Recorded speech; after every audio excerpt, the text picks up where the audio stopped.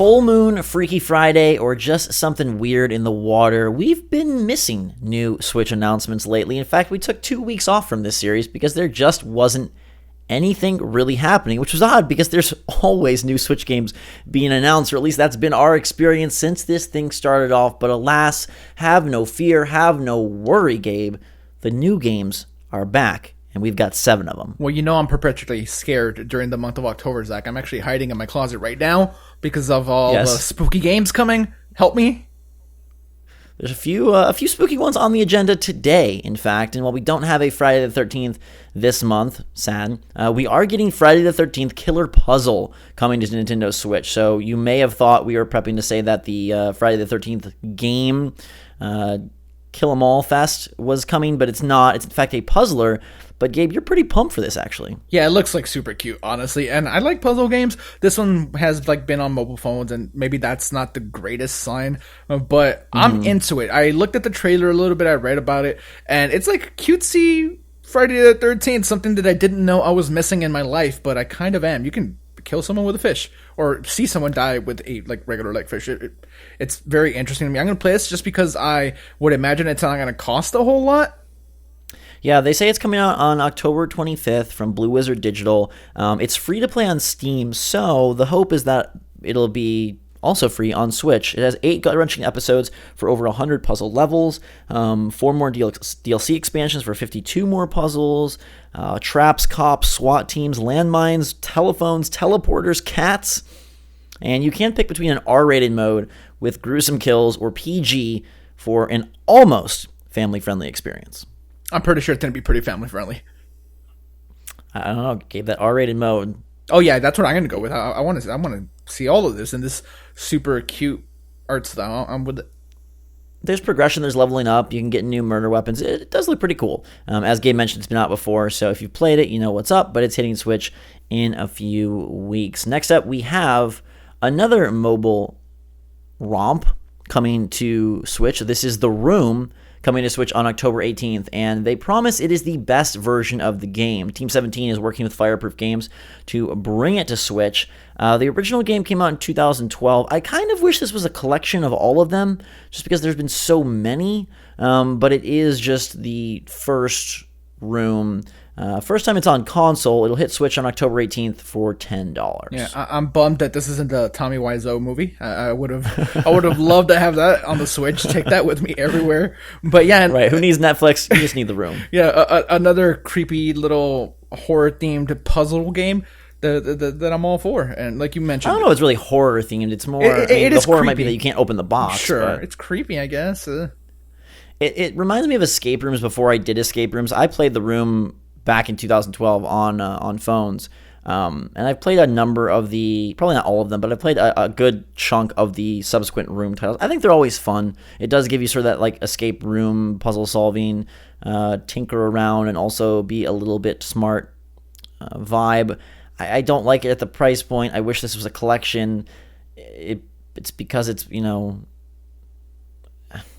I guess it's the first time on console. Yeah. But they do say that it's been completely rebuilt with new, higher resolution, better visuals. So this isn't just them taking a 2012 title. They did rework this so that it would feel fresh and look fresh for the Switch. So I guess from that standpoint, maybe the price is a little bit more justified. Yeah. I'm going to lock myself in a room, and I'm going to play this, and I'm not going to let anyone get me out of the room until I finish this game. While you're locked in the room, Gabe, you might want to grab a few games from Kairosoft. Did you ever get into these?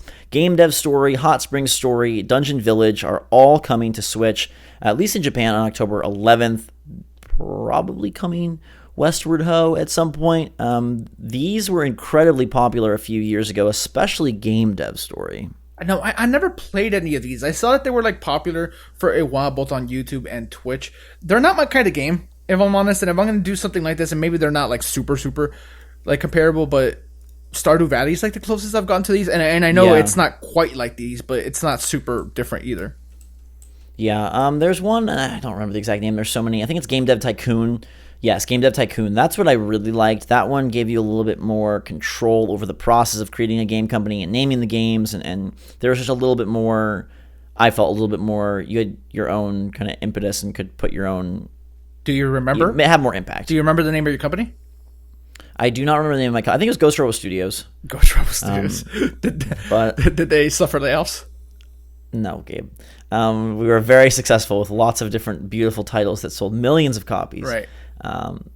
But yeah, these Kairosoft games are kind of cute. As long as they're at a reasonable price, they are mobile titles, again, which I know is going to bum some people out, but I thought this was notable because Game Dev Story for simulation-style games for this genre, these are very popular and are pretty darn fun. So, it'll be fun to have them on Switch. I don't think it's going to rock any boats. But yes, all 3 of them coming into the Japanese eShop October 11th, hopefully other eShops soon. Yep. All right, Gabe, I know what you want to do. You said that you're spooked. You said that you're scared. So the best way to get out the heebie-jeebies and release your fear is with aggressive action. Boom Ball Boost Edition is coming to Switch October 11th. This is the latest in Virtual Air Guitar Company's grand Boom Ball franchise, loved by fans for its cheerful and compelling block-smashing fun. This looks like a game from the Wii, and you are smashing stuff down with balls, and there's sheep and full motion control, and it reminds me a lot of Boom Blocks, Steven Spielberg's incredible adventure into gaming. Zach, this has intuitive Joy-Con motion controls, instant 2-player fun, can also be played anywhere with the touchscreen, 50 scenic levels plus 10 bonus levels with an extra challenge. You can power boost, turbo mode for the ultimate reaction challenge, and it supports TV mode as well. Zach, this is a game. Did you ever play Boom Blocks? No, I did not. Ooh. I actually like Boom Blocks. It's so crazy, like just eras, right? At one point, I'm playing Boom Blocks and Super Monkey Ball on Wii and using motion control like it's the greatest thing ever. And then before you know it, we're playing freaking Spider-Man and Super Mario Party. It's just weird how times have changed and things have evolved. I don't think this one is really that exciting, but it is $12.99. And look, hey, there weren't very many new games for a couple of weeks, so we kind of have to grab what they've given us, and maybe it's a bit of a slow build-up as we return to glory in the new Switch announcements field. We've saved a few good ones, though, for the back end of this video, and we'll start with a release date update for Sinner Sacrifice for Redemption. This is a boss rush-style game coming from Dark Star and publisher Another Indie. It is releasing on Xbox One, PS4, and Nintendo Switch on October 18th, all at the same time. It's not like a major game, but it does sort of have that Dark Souls meets Shadow of the Colossus vibe and feel with a lot of really cool bosses, and it's one that I am going to check out. It looks pretty nice too. It's got like a good, very clean art style to it, and hopefully the combat is fun and rewarding because it does look like it's got a lot of charm. Yeah, I mean, it's good to see a game coming at the same time for all the platforms, so that alone is reason enough for us to give this a little bit of props. And I feel like boss rush games like this are a little bit underrated because they kind of provide like the climaxes in video games without all the other stuff in the middle, without the lulls. Yeah, and some people are really into that, so I want to check this one out for that reason alone. Would you like to live your life with all the climaxes and none of the lulls? Yeah, that's what you want to do. Yeah. Sometimes I feel like it's the lulls that make the climaxes all the more worth it. But in this game, I'm glad that they got rid of the lulls. Okay. If you don't like lulls, then you probably will like Xenon Racer, because this is another high-speed, fast and furious racer. We loved Fast RMX back at the Switch launch. Not sure if this will be as good as that title, but it looks very pretty. It also looks very fast, and it seems pretty cool. It is set in the year 2030, so it's actually not that far off in the future, Gabe. Only like 12 years. Yeah, and it looks like it's like 100 years in the future. Yes, well, things are speeding up. I don't know if you've noticed the kids around us, they're just changing, and the world is shifting and things like this. This doesn't seem that unlikely.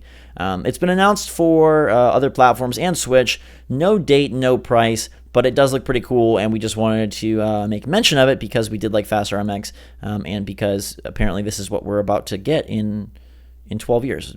Yeah, I'm not even just saying that. I like legitimately think that this looks cool. It's very Wipeout. Yeah, I'll be anxious to give it a try. Unfortunately, we have no idea when it's coming. Probably not this year, right?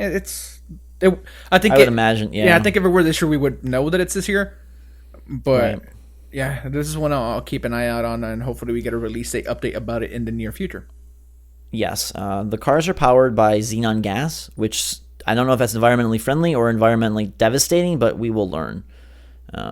Someone made a good point that the Switch is like really, really full of like decent arcade racers. Mario Kart 8 Deluxe obviously set the standard at the very beginning of the console lifecycle, but since then, been a number of good ones. So hopefully this can continue that trend. Last up, Trine 3 is seemingly releasing on Switch soon. It does not have a like confirmed press release or anything, but it was rated for Switch in Germany. I think the Trine games are interesting because they're very pretty, and early on they were very, very well regarded. I think it sort of lost some of their luster as they came out with, I guess 2 sequels.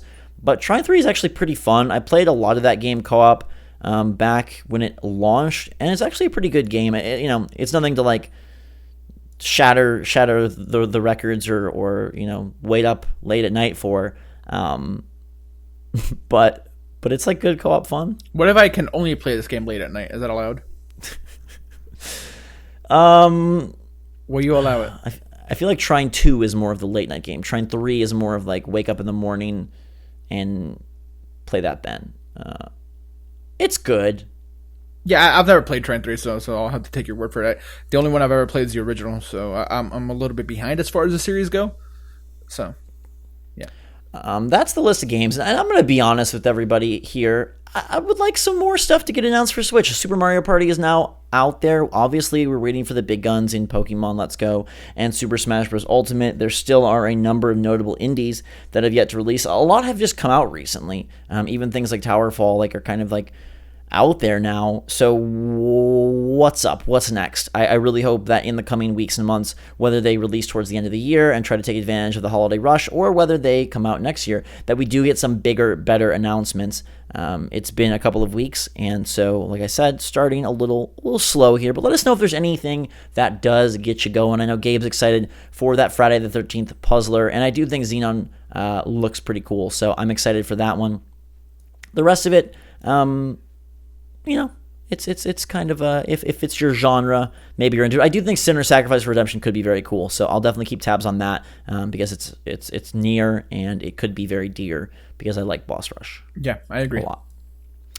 All right, guys and girls, those are the games. Again, we have the Friday the 13th Killer Puzzle. We have The Room, the best version of The Room, not Tommy Wiseau's The Room, which is actually the best version. Yeah, I was going to say, that's the best version. Fireproof and Team 17, their game is the best version of The Room. Sinner Sacrifice for Redemption. We've got the trio of Kairosoft games. We have Boomball Boost Edition. We've got Xenon Racer, and then Trine 3. Let us know what you're excited for in the comments down below, everybody. Welcome back to our new game series. Thanks for being patient with us. Let's get those gears going, Switch devs. We need more titles. In the meantime, have a fantastic day, everyone. Drink some hot chocolate. That's not the outro. In the meantime, have a fantastic day. Make sure to subscribe to stay up to date on all the latest and greatest from the Switch and its lineup of releases. Follow us on Twitter and Discord. There's always links in the description below. And until next time, for myself and Gabe, have a rootin' tootin' really great October day. Don't be too scared. And until next time, Switch Force out.